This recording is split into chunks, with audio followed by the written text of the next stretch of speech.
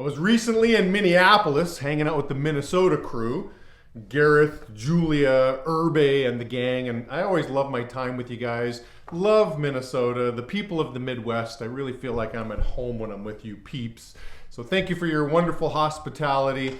And in this particular episode, I want to give you my mountain climbing experience analogy. I like comparing the journey in our business, starting from the bottom, climbing up a mountain as far as a career goes, to what it's like really climbing a grand journey like hiking Mount Everest. So I hope you enjoy my mountain climbing analogy. I've always kind of looked at the business a little bit like climbing Mount Everest or climbing a big mountain. Okay, so here's little Jamie at the bottom of this sucker. Okay, and from what I understand about, I've never climbed Mount Everest. Has anybody here climbed Mount Everest before? Anybody here climb, or anybody climb like a 20,000? I've done like spelunking and stuff like that. You've done what? Like cave diving. Oh, cave diving. Climbed Mount Kilimanjaro with my dad. Ah. How many feet was that? Kilimanjaro, that's Africa, the highest peak in Africa? Yeah. 20,000? I'd be lying if I knew. Okay. I don't know. All right. Well, from my understanding, from what I know, right, you could pay, again, I might be regurgitating wrong information, but from my understanding, as an American, if I want to go hike Mount Everest, I need to come out of pocket to the tune of around 100 grand, okay, 100,000 bucks. You get there, so there's a base camp, I think, at like 10,000 feet. So you get to base, and that base, and you're there for about a month getting, climatized or whatever. I'm not sure what you're doing there for a month, but a decision is made at that point. Either we're going to continue, or hey guys, it's just too dangerous, we're turning back. So imagine, and you don't get a refund. You spend 100 grand, I'm going to Mount Everest, you tell all your friends, hey, I'll see you, I'll take a photo, I'll do a selfie from the top of the world, right, at 29,000 feet, and you get to 10,000 and sorry, it's just not gonna happen. So I've always looked at the business like, okay, listen, if this is the top of the ladder, okay, if this is the top, and let's just say this is J Dub, okay, this is John Wiggins, okay, I want his life, I want his job. And you can take a look, when I went to my first NatCon, there were guys that were at the top, and I'm listening to them and kind of felt like they're showcasing them, and I'm like, man, I want that kind of life. I hear this a lot, I hear this coming out of people's mouths a lot, hey, I want freedom of time and money. Is that a common statement made? And like, what does that mean? Freedom of time and freedom of money. What does that mean? Well, the way I understood freedom of time, hey, you've got the time to do the things you want to do. You're not chained to a desk for 8 hours a day times a 40-year career, or I need to ask my boss permission to take the weekend off so I can hang with my kids, or your boss transfers you somewhere and you don't have a choice in the matter, right? If I'm in the US military, oh no, I don't want to go to Alaska. Thanks for offering though. No, we're telling you, get your butt to Alaska. Like that's what's going to happen.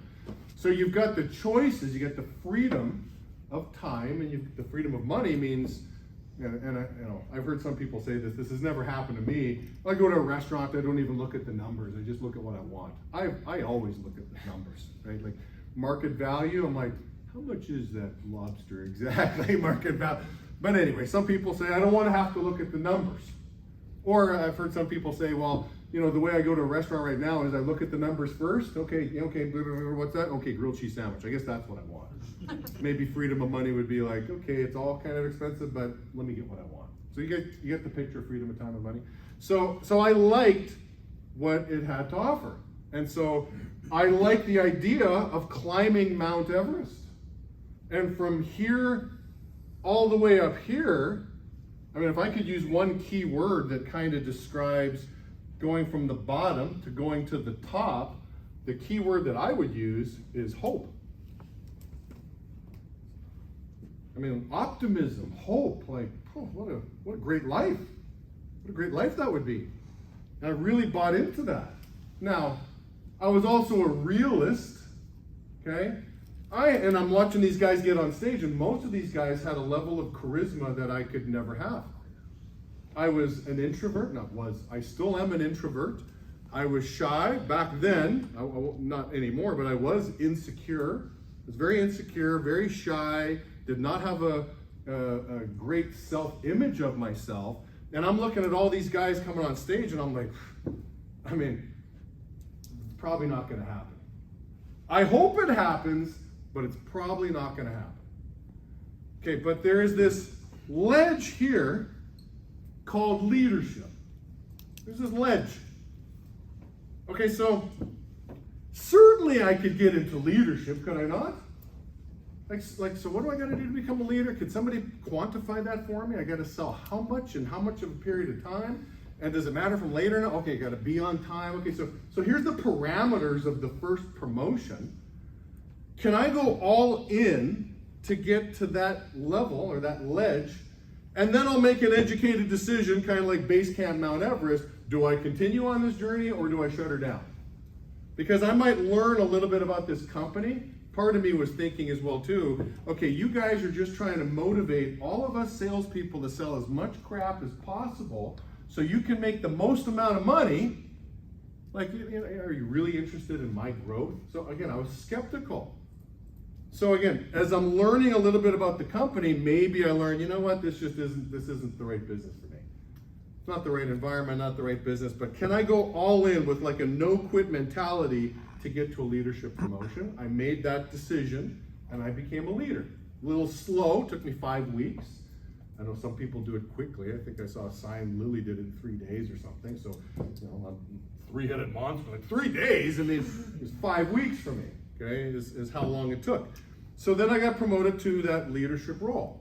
Okay, so what's the next ledge on this journey exactly? Well, the next ledge is, let's just call it halfway to assistant management. Like, can you replace yourself 2 times over? Can you develop 2 leaders?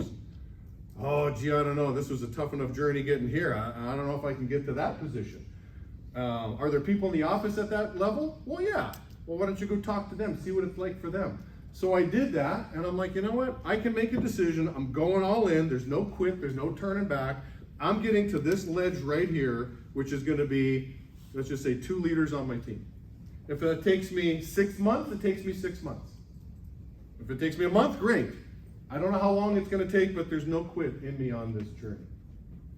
And so I did that journey, got to that level. The next one was assistant management. Okay, assistant management. Can you put 4 leaders on your team? Can you do $5 grand-ish in production? Okay, I know each office has a little bit of a different standard, but that's about it. It's around 10 people collectively, 4 first-gen leaders. Can you do that? And I made the decision to, yes, I'm going to do that. There's no quit in me on the journey to that. But never once, and here's where John Wiggins would have a rub with this, okay? Never once did I say as a new guy, listen, I'm going all in. It's senior national consultant or bust. Those words never came out of my mouth.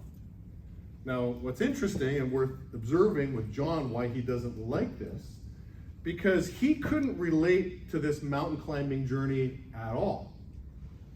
He looks at me like I'm the 3-headed monster. Like really, Jamie? Like you get promoted to leadership and then the thought of you quitting was like in your mind? I'm like, well, yeah, didn't you go through that? He goes, no. He goes, it was senior national or bust. That might play into why he is the most successful person we've ever had. So I do want to throw that out there. And again, I can't relate to him, and I don't know if any of you can relate to more of the Jamie Hepp brain or the John Wiggins brain. I'm not sure, but his brain was wired that when he will tell you, he came in, he saw his first opportunity meeting, and he committed as the 19-year-old long-haired John Wiggins that he was, he committed to becoming a senior consultant in the business. And that's what happened. I'm like, you didn't have thoughts of quitting along the journey? He goes, no. Okay, great. He's like, yeah, I mean, you keep drawing a little mountain thing, and keep talking about it, but me as the guy in the crowd, I want to throw that out there because we might have a couple John Wigginses, and I don't want to discourage you, the John Wiggins sitting here, to say that you should play this mountain climbing journey that I'm drawing, because maybe you shouldn't. Maybe you should say, no, I'm going all in. I just look at it like, listen, we're in America. There's a million ways to make $1 million. There's not one way. So again, I was just unsure. Is this the path? I don't know. I don't know enough about the business to know if this is the long-term path. Can I make a 20-year commitment? No. But I can make a 6-month commitment. And when I became an assistant manager, I'm like, well, come on, Jamie, at least get to ownership. Okay, run the company, own the company, and you might not like it. You might become an owner of a business and say, you know what, this ownership thing sucks. Julia with her fancy shoes and her, you know, or I don't want Julia's life. She's stressed out all the time. Every day when she's running payroll, you just stay out of Julie's office because, you know, I'm being facetious because I'm sure that doesn't happen. She's probably singing zippity-doo on payroll because, hey, here's some fat checks, everybody, here you go. I love my job, that's great. Oh, I want to be an owner too, okay? Well, maybe go travel to an office that sucks, okay?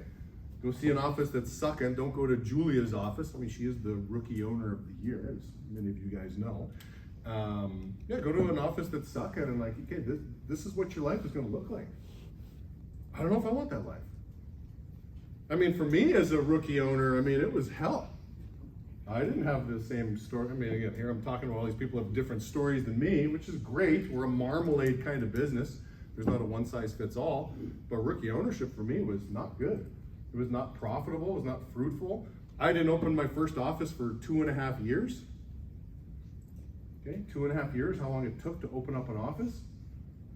But I did say as a rookie owner, once I was in it long enough, I'm like, you know what? I can at least become a promoting owner. Little did I realize it was going to take me 2.5 years. But again, I've never made commitments on time. I've made commitments on promotions. And I think that's a key, because I do hear some people say things like, well, I'll give it, I'll give it a month. Or I'll give it a year. And I'm like, why are you setting a goal based on time? Why aren't you setting a goal based on achievement? Set an achievement target, not a time target. I mean, I'm talking to a young audience. You guys have an abundance of time. It's only old people that tell you, oh, time is your most precious commodity. I mean, you'll hear that from old people. Young people are like, what the hell are you talking about? I talk to my kids about the value of time. They can't wait to get older. They just want to get older. They just hurry up. This time takes too long. I'm like, man, time is like a toilet paper roll, man. The closer you get to the end, the faster it goes. But when you're in the beginning of it, it's like, oh, I got an abundance of toilet paper. Okay? So you got time, so don't base your goals on time. Base your goals on a level of achievement. And it's okay, well, again, I've always had, I'm gonna hit this level, and then at that point, I can make an educated decision on where to go from there. Okay, so I've got my first owner on my team. Now, you open up an office, you start opening up the residual income, which is nice. Julia, how many offices do you have? Tucker's about to open. Okay, Tucker's about to open, and so I'm willing to bet, off Wisconsin, Will, you probably are generating, gee, my guess is gonna be, I bet you between $3,000 to $5,000 a month. Okay, so how much work do you have to put in to Wisconsin to make sure it's operating properly? Meet with Will once a week, go Okay. visit him every once in a while. Do you have to meet with Will? Would it fall apart if you didn't? No. No. He'd be fine. Will's just fine. You guys all know Will. Will's just fine. So she could put in 0 hours if she wants, and she will make $3,000 to $5,000 every month from Wisconsin. Tucker gets promoted. Let's say Tucker does as good as Will. Will's done quite well. In the world of average, he's definitely doing better than average. But let's say Tucker is just a chip off the old block with, just like Will. It's like, okay, so now all of a sudden I've got 2 offices. I'm pulling in between $6,000 and $10,000 a month in residual income, and I don't have to do anything in that business. The work I did was while there were reps in my office. That's where the work is, right? All the one-on-ones, all the, hey, Julie, can I talk to you? I don't know if this business is for me. Let's go for dinner. Okay, okay, I'm in. Let's do this again. We all know what that's like. We all know what this crazy mountain climbing journey is like. And so that's where the work is. But then you promote them out. Now, of course, we want to help them do well. I mean, I packed up for a family trip to Minnesota, but I did find room for a suit. Okay? Do a little bit of work, while I'm here. So you want to see your offices do well. You want to see your owners thrive. So of course, Julie's still working, but you do get to a point where you don't necessarily have to. And I think that's the part that's appealing to a lot of people. Like, so how much money could I make in like residual income and like, again, back to the freedom of time, do what I want to do? I mean, from my own personal journey too, I had the bright idea to move to Minnesota, okay? So I was living in California moved to Cali in 1998, okay, from Canada to California. And I lived there for, I don't know how many years, till 2018, so 20 years I was in California. And my wife and I felt, well, hey, we're missing out on raising our kids with family. My wife's from Minnesota here, from St. Louis Park. And so she got a big family. We've got no relatives in California. So I'm like, hey, you know, we've got, again, talk about freedom and we can go wherever we want to go. Like, should we live in the Midwest? I mean, what would that be like? And so we were on Zillow for probably 2 years, and then we found our dream home, and we're like, holy cow. And so we went to go look at that dream home. The mistake I made is I took my kids with me. I was on a layover, and the kids were like, Dad, you have to buy this house. So I bought the house. I was smart enough to not sell my house in California. And again, I remind my kids on, hey, we've lived in Minnesota, we've lived in California, we're contemplating living a part of our annual life in Maui. I think February, March is a great time to live in Maui and my kids are homeschooled, so why not? Like, why not do that? I love Maui. You get to swim with sharks and whales, and it's like a wonderful time. But talk about freedom. that is freedom, and I don't take that for granted. I don't take that for granted because there's that residual income. Again, opening up offices, residual income. That's the stuff I bought. Again, that was the stuff I was real hopeful on. I mean, listen, if you want to make a million plus in the business, I mean, it's not going to be from running an ICL, generally speaking, although it can happen. You can make $1 million running an ICL, but probably not. Most don't. I think maybe 2 of us have, 3 of us have. The rest, like, no, you make hundreds of thousands running an office. And then really it's, if you want to make 7 figures, you know, you need to make residual income. You need to open up good offices like Will. So at some point in time, as a promoting owner, I made the decision, okay, listen, I'm going to become a consultant. I'm getting good at this. I'm picking the right pony. I'm putting my time into the right people to open up good offices. And if I can open up 9 offices, I mean, this is what Gareth's shooting for. This is what Julie's shooting for. Like, hey, you want to be on stage? Oh, and by the way, I always love pointing out that poster. There's $1 million bonus. Who can tell me the terms of this? Who's paying attention to this? Or is it just so far out of your reach, you're not really looking at that? There's $1 million bonus online if you do something. Become a senior national. Consultant, and then if the company's hitting 500 million, is it clear? Yeah, when the company does, when collectively all the companies do $500 million, okay, in a year, okay, so 500 million in a year. What are we doing right now? We're around 250 million, but we're doing around 500 million. Anybody that's a consultant or higher, so again, at the junior consultant, again, another term John likes to use that none of the consultants appreciate much, a junior consultant, right? So 9 owners, well, you qualify to get $1 million payday, $1 million bonus. Like, really? Yeah, really. I mean, it's a lot of money, right? That's on top of what I've made running this? Yeah, that's kind of a big deal. So this is on a lot of people's minds. And again, that's something that hopefully provides you a lot of hope. But hey, I want to open up 9 offices, get promoted to consultant, and then there's all these different, I don't even know all the titles on what they are. Somebody said to me, Jamie, are you shooting for platinum consultant or executive consultant? I'm like, I don't know. I don't really know what the title is, and to me, that doesn't really matter a whole lot. All I know is when that $1 million bonus, when that trigger is pulled, I want to have at least 10 consultants on my team when that happens. So whatever that title is, I want to see 10 people's lives change dramatically when that trigger is pulled. And so that's basically the upward mobility in the business. Now, what it takes to do all that, the skills that are going to be needed, you know, we can discuss, but that's basically how I look at the business from a mountain climbing perspective.